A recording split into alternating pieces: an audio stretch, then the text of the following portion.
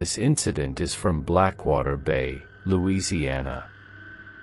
A sweltering, humid town surrounded by cypress swamps and brackish bayous.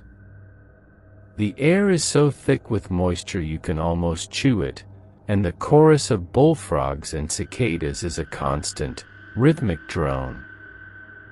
The town is old, built on secrets and soft mud that refuses to stay settled. The silence in Blackwater Bay isn't empty. It's heavy. It's the kind of silence that feels like it's waiting for a scream to fill it. I remember the day it happened. It was the 5th anniversary of my father's disappearance. We were at the local church, a small, white-steepled building that looked like it was sinking into the marsh. The preacher was droning on about dust and ashes, about the inevitability of the grave. My mother, Sarah, sat beside me, her black veil hiding eyes that hadn't been dry in half a decade. "Cole," she whispered, her voice like dry leaves. "Keep your head down. Pray for your father's soul." I didn't pray. I watched a spider crawl across the pew. My father, Thomas, hadn't been a man of prayer. He was a man of the water. 5 years ago, he'd taken his boat out into the deepest parts of the Atchafalaya Basin and just vanished. No wreckage. No body. Just an empty slip at the dock and a life insurance policy that barely kept the lights on. Suddenly, the church doors creaked open. It wasn't a gust of wind. It was a person. He stood in the doorway, framed by the blinding Louisiana sun. He was thin, skeletal, almost, wearing the same tattered flannel shirt he'd disappeared in. His skin was the color of wet river silt, gray and translucent. The congregation went dead silent. The spider stopped moving. "Thomas." My mother's voice was a strangled gasp. She stood up, her veil falling away. "Thomas, is that you?"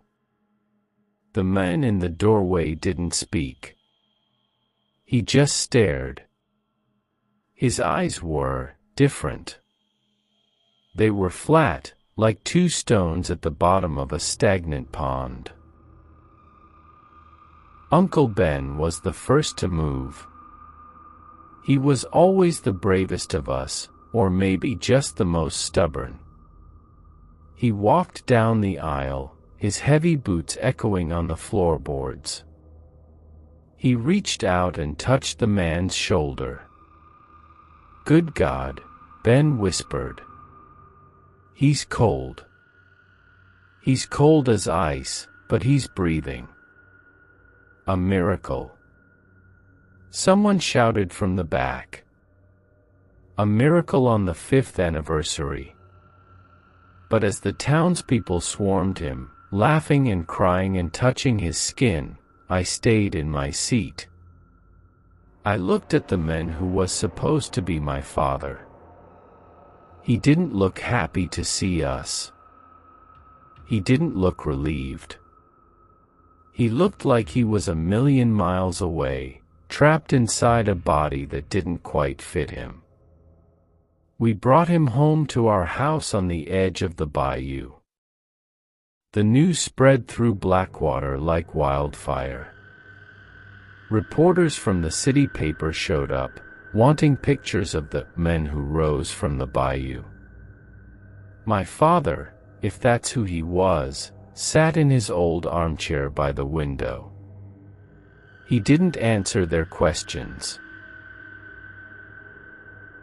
He just watched them with those flat, stone eyes. "Leave him be." Uncle Ben shouted, pushing the journalists out the front door. "Can't you see he's in shock? He's been out there for 5 years. He needs rest." Once the house was empty, my mother brought him a bowl of gumbo. She was beaming, her face glowing with a frantic, desperate joy. "Eat, Thomas. You must be starving." He looked at the bowl. Then he looked at her. He didn't pick up the spoon. He reached into the bowl with his bare hand, his fingers gray and wrinkled like they'd been soaking in water for a century. He pulled out a piece of shrimp and slowly, mechanically, pushed it into his mouth. He didn't chew. He just swallowed. "Cole," my mother said, turning to me. "Come say hello to your father. Don't be shy." I approached him slowly. The closer I got, the more I smelled it. It wasn't the smell of a man. It was the smell of the swamp, decaying vegetation, stagnant water, and something sharp and metallic, like old fish scales. "Hey, Dad," I whispered. He turned his head toward me. His neck made a wet, clicking sound. "Cole," he rasped. It sounded like 2 pieces of sandpaper rubbing together. I backed away.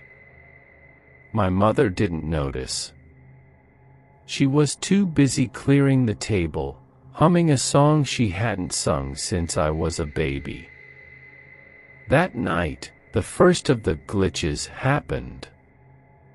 I was in my room, trying to sleep, but the humidity was unbearable. I got up to get a glass of water. As I passed the living room, I saw him. My father was standing in the middle of the room. He wasn't sitting in his chair. He was just standing, perfectly still, staring at the wall. Except, he wasn't just staring. He had a small wooden toy in his hands, a carved horse Caleb had made for me when I was 5. He was squeezing it. I watched as his fingers, which looked so weak and thin, crushed the solid oak toy like it was made of dry crackers. Snap. Crinkle. Pop. He dropped the pieces of the horse on the floor and looked at his hand. He didn't look angry. He looked curious. Then, he saw me. "Cole," he whispered.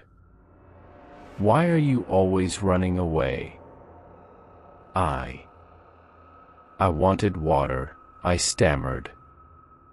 "Water," he repeated. The word seemed to please him. "Always water. Everything returns to the water." He walked toward me. He didn't walk like a man. He moved with a strange, liquid grace, his body swaying as if he were underwater. He reached out and touched my cheek. His hand was freezing. Not just cold, it felt like a piece of dry ice. I felt the skin on my face start to burn from the intensity of the chill. "You look so fresh," he said. His tongue flicked out, and for a split second, it didn't look human. It looked long, translucent, and tipped with a bifurcated point. Such a young, strong body. "Thomas, is everything okay?" My mother's voice came from the hallway. My father pulled his hand away instantly. The cold vanished, leaving a dull ache in my jaw. "Just talking to the boy, Sarah," he called back. His voice sounded perfectly normal now. Warm. Loving. He looked back at me and winked. But it wasn't a friendly wink. It was a warning. The next morning, Uncle Ben came over with a box of donuts and a local photographer. "Ben, not now," my mother pleaded. "Thomas isn't himself yet." "Nonsense," Ben barked. "The town needs to see him." "It's hope, Sarah. Pure hope." The photographer, a young guy named Leo, set up his camera. "All right, Mr. Thompson. Just a quick shot of you and the family on the porch." My father sat there, stiff as a board. I stood beside him, my skin crawling every time he touched my shoulder. Flash. Leo checked the digital preview on his camera. His brow furrowed. He took another one. Flash. "That's weird," Leo muttered. "What's weird?" Uncle Ben asked, leaning over his shoulder. "The exposure is fine," Leo said, his voice trembling slightly. "The porch is clear." "You're clear, Ben. The kid is clear. But, look at Thomas." I looked at the screen. In the photo, my father was a blur. But it wasn't a motion blur. It looked like he was made of liquid. His face was a swirling vortex of gray and black, as if the camera couldn't quite decide if he was solid or not. And his eyes, in the photo, they glowed with a faint, sickly green light. "Lenses must be dirty," Ben said, though I could see the sweat beads forming on his forehead. "Try again later." But we didn't get a chance. Suddenly, my father stood up. He walked over to the edge of the porch and looked down at a small garden snake that was sunning itself on the bottom step.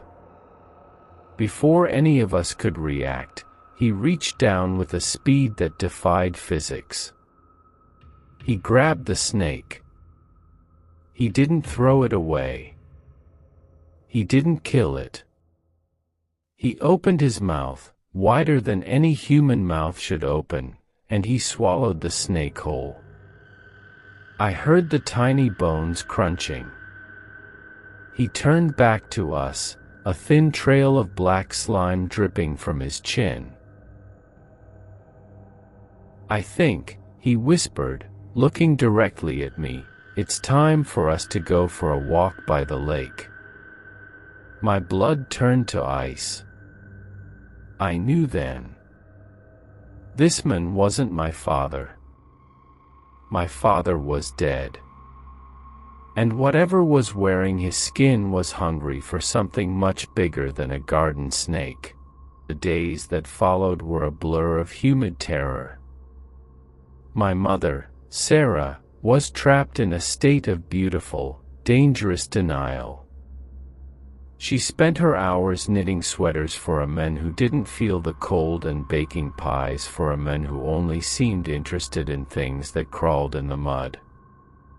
But I couldn't unsee the snake. I couldn't unfeel that freezing touch.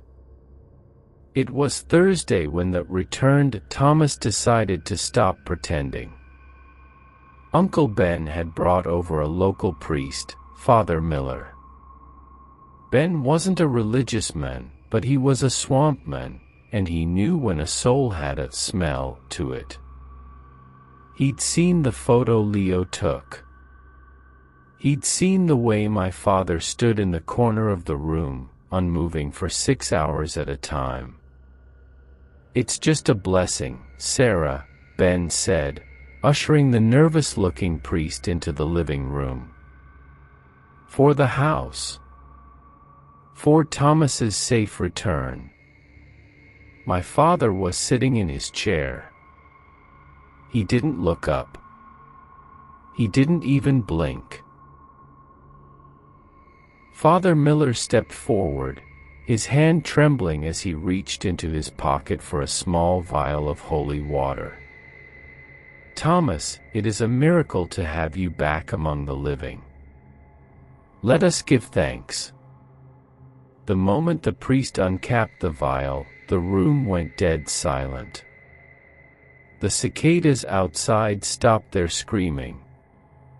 Father Miller flicked his wrist, a few drops of holy water landing on my father's gray, flannel-clad shoulder.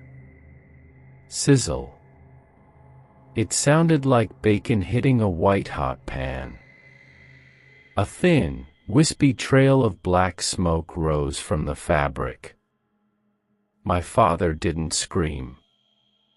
He didn't even move his body. His head just swiveled. It turned with that sickening click-click-click of vertebrae, rotating until he was looking directly at Father Miller.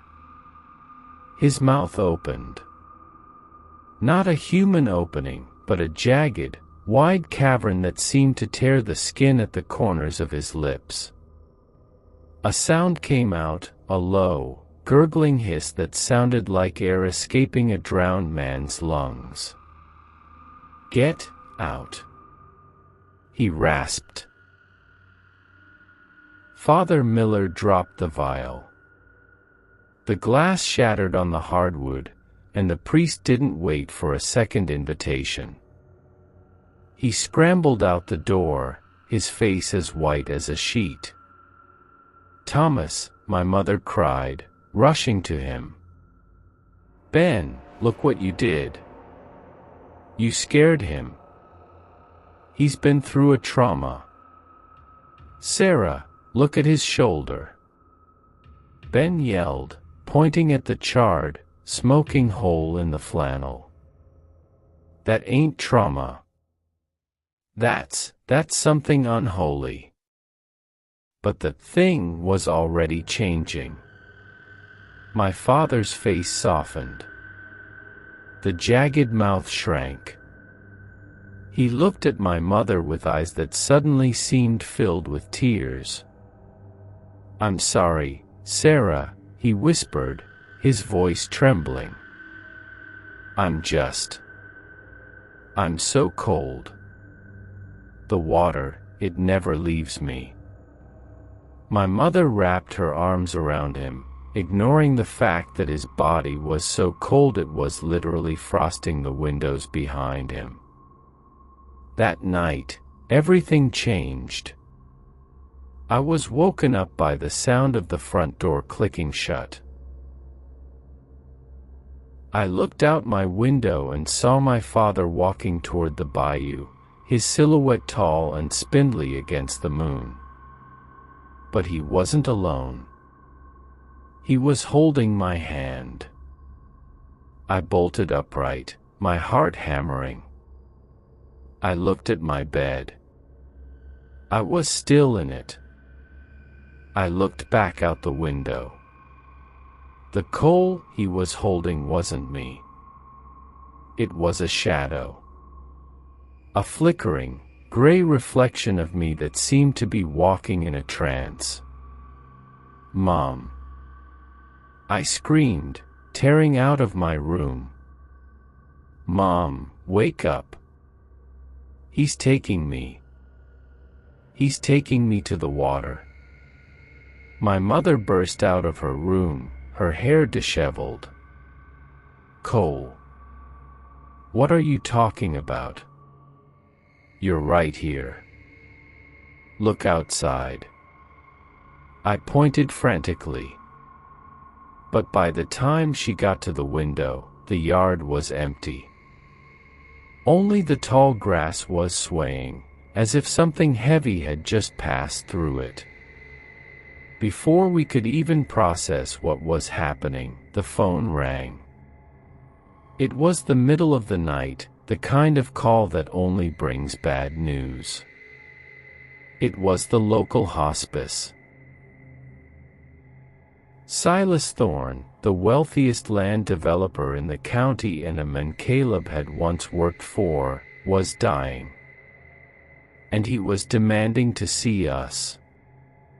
Specifically, he was demanding to see my mother and me. He says it's about Thomas, the nurse whispered over the line. He says he can't go to the grave with the weight on his chest. We drove to the hospice in a cold, drenching rain. Uncle Ben came with us, a heavy tire iron tucked into his belt.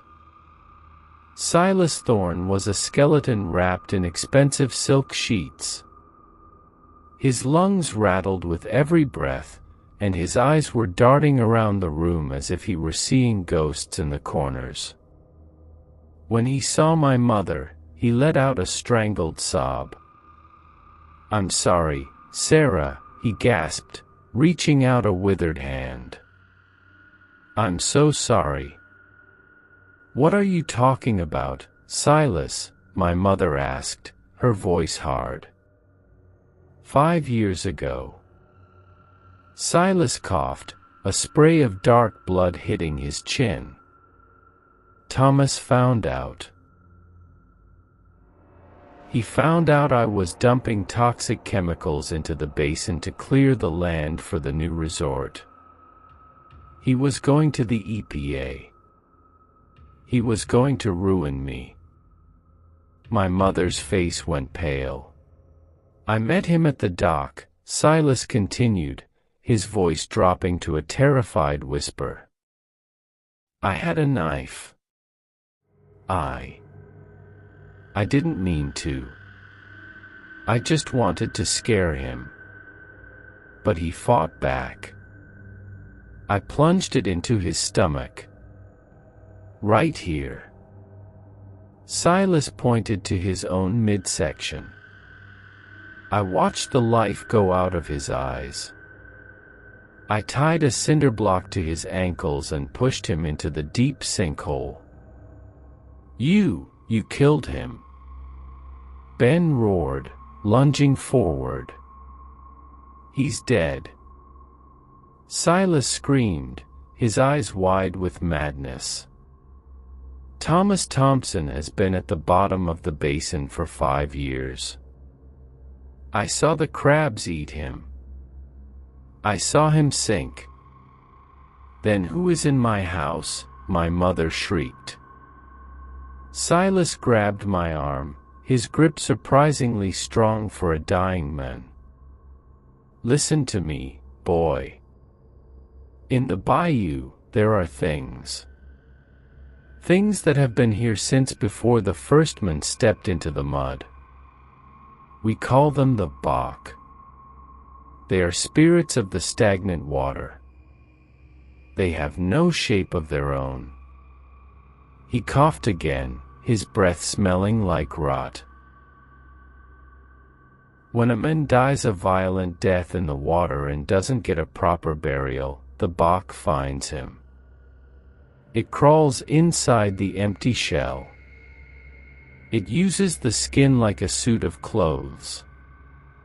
But the Baak can't stay in a dead body forever. The meat starts to spoil. It needs a new home. A fresh home."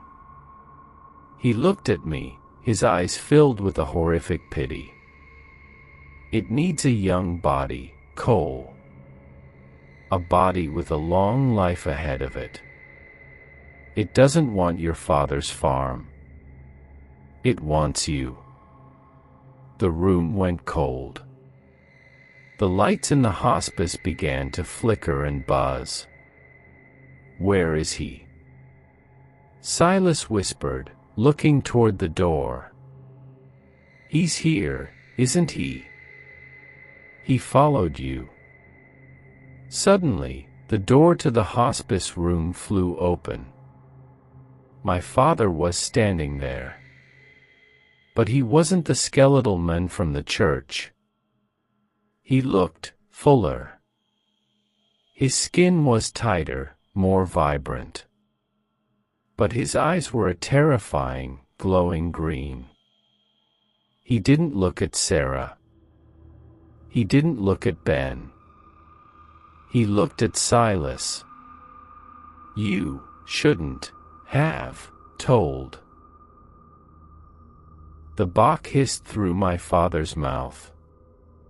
My father walked toward the bed. Silas tried to scream, but no sound came out. My father reached out a hand that was now tipped with long, black, jagged claws, and pressed it against Silas's chest. I watched in pure, unadulterated horror as the gray frost spread from my father's hand across Silas's body. The dying man's skin turned to ice in seconds. His eyes shattered like glass. My father turned to me. The green glow in his eyes was blinding now. "Come, Cole," he said. The voice was a perfect, terrifying mimicry of my father's voice when he used to take me fishing. "The boat is waiting. It's time to go home." He reached for me. "Run, Cole," Ben yelled, swinging the tire iron. Ben swung with all his might, hitting my father in the side of the head. There was a wet, sickening thud, like hitting a bag of wet laundry. My father's head snapped to the side, hanging at a 90-degree angle. He didn't fall. He didn't even grunt. Slowly, with a series of wet clicks, his head rotated back into place. He looked at Ben. "Uncle Ben," the Baak hissed. "You always were a nuisance." With a flick of his wrist, he sent Ben flying across the room. Ben hit the wall and slumped to the floor, unconscious. My mother was frozen, her hands over her mouth. "Thomas, please." "Thomas is at the bottom of the sinkhole, Sarah," the creature said, its voice now a deep, rumbling chorus of 1,000 drowned souls. "I am the water. And the water is hungry." The creature lunged for me. I dove under the hospital bed, scrambling through the legs and out into the hallway. I didn't look back. I ran through the flickering lights of the hospice, my lungs burning, my heart screaming. I burst out into the rain and ran toward the woods. I didn't have a plan. I just knew I had to get away from the thing wearing my father's skin. But as I reached the edge of the bayou, I stopped. Standing on the muddy bank was an old man. He was wearing a tattered rain poncho and holding a burlap sack that was twitching and clucking. "Stop, boy," the old man said. It was Papa Legrand, the local hoodoo man. "You can't outrun the water. It's in the air. It's in the mud. He killed Silas." I sobbed. "He's coming for me." "I know," Legrand said, reaching into his sack and pulling out a live rooster. The bird was bright red, its eyes wide with fear. "The Baak is a parasite. It needs a vessel. But we can trick it. We can give it a new home, one it can't escape." "How?" Legrand looked toward the hospice.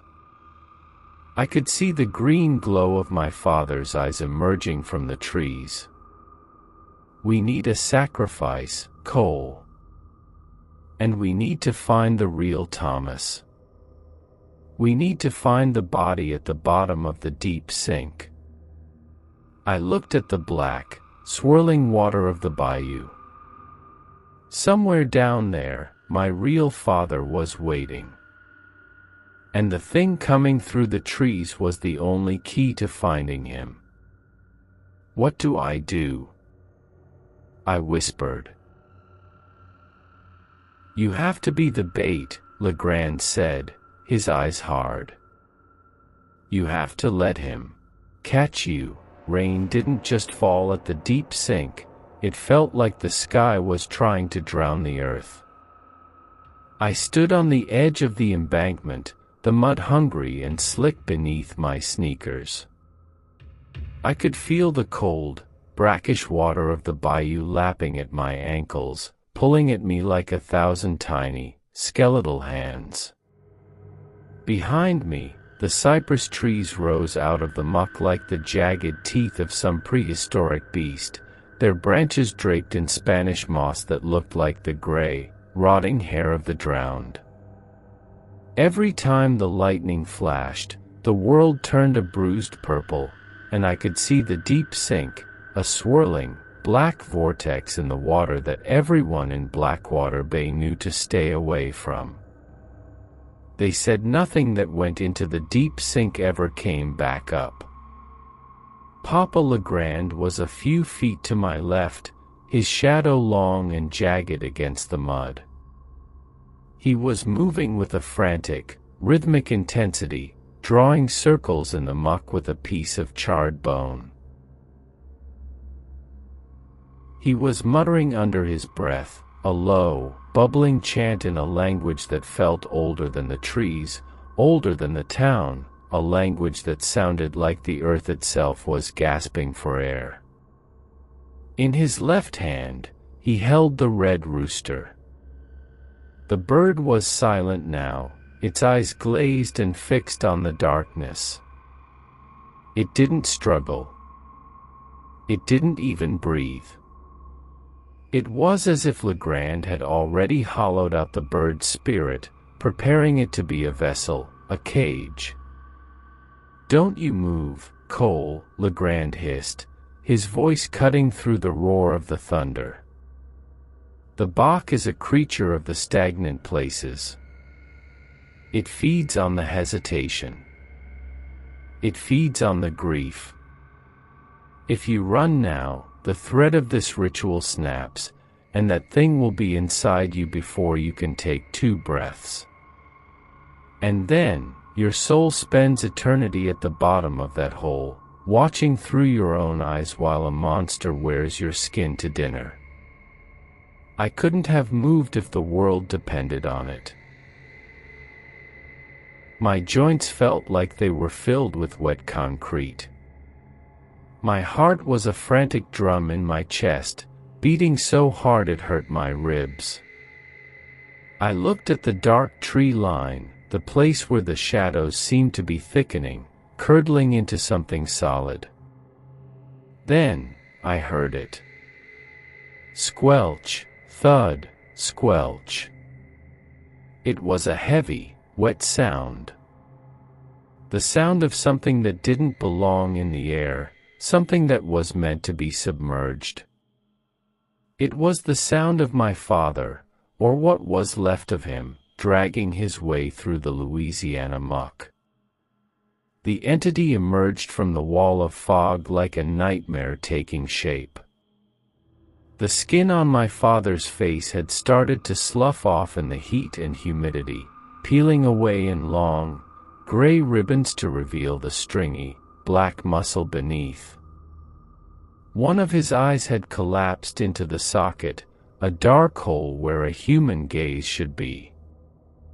His flannel shirt was no longer red and black, it was a uniform shade of oily, black slime.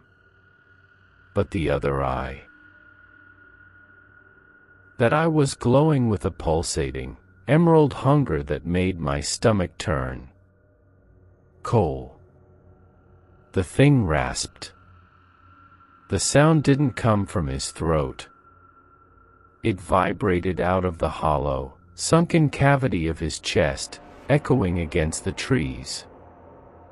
The water, it's so lonely, Cole. It's so dark down there. The silt gets into your mouth. The fish nibble at your dreams. I'm so cold, please, let me in. Give me your warmth. Give me your life. Now, boy. Give him the word.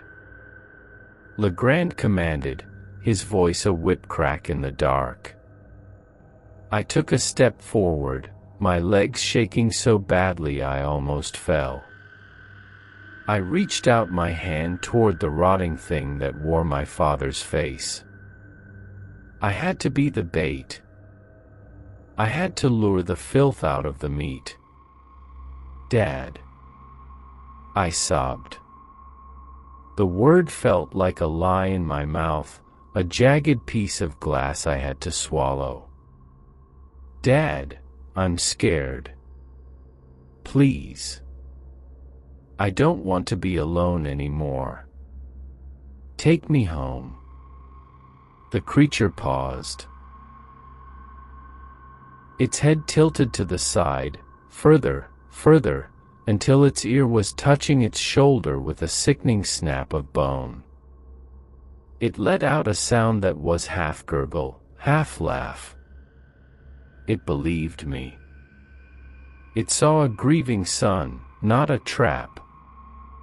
It saw a fresh, warm body waiting to be occupied. It lunged.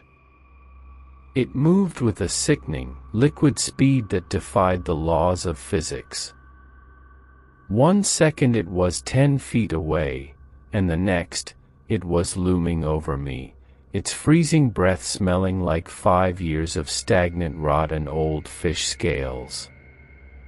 It grabbed my shoulders, its fingers digging into my collarbones like iron hooks.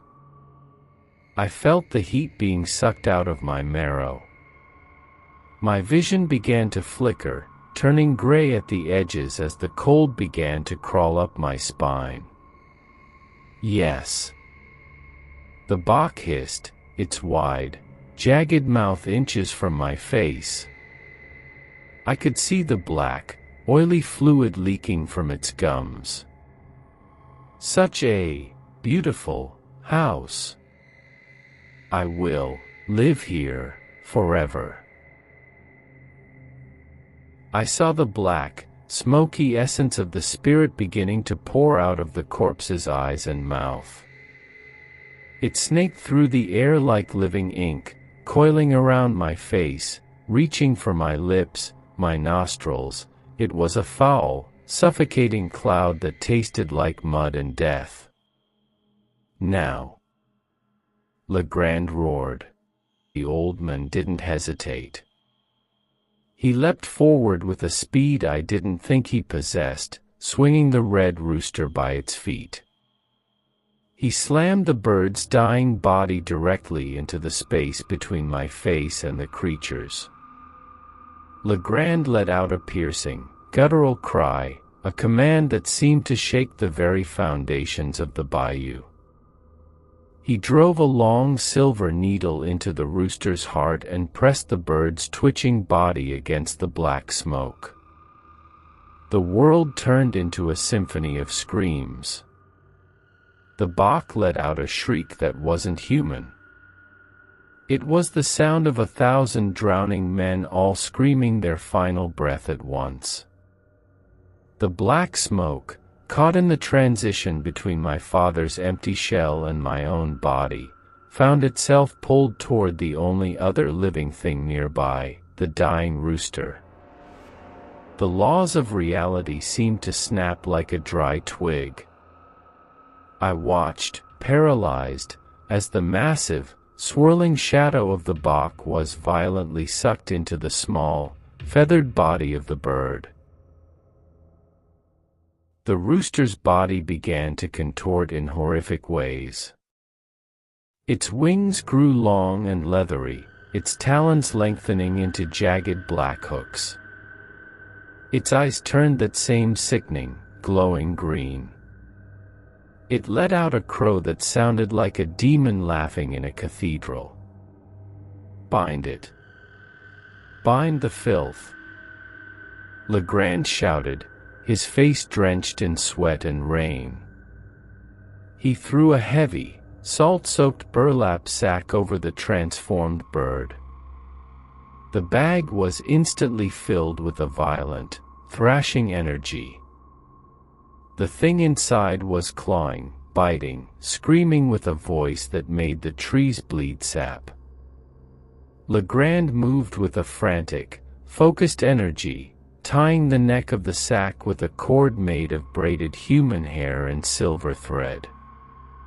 "In the name of the earth and the deep water, I lock you away," Legrand cried. With a grunt of pure, primal effort, Legrand swung the heavy, thrashing sack and hurled it as hard as he could into the center of the deep sink. Splash! The water swallowed the sack instantly. A few bubbles of black, oily slime rose to the surface, and then the bayou went dead silent. The emerald glow beneath the water faded, sinking deeper and deeper into the silt until only the cold reflection of the moon remained. I collapsed into the mud, gasping for air that finally felt warm. My lungs burned, but for the first time in days, I didn't feel the ice in my chest. I looked up. My father's corpse was lying a few feet away. Without the Baak to hold it together, the body was what it should have been 5 years ago. It was a tragedy of bone and gray skin, motionless and finally, mercifully, dead.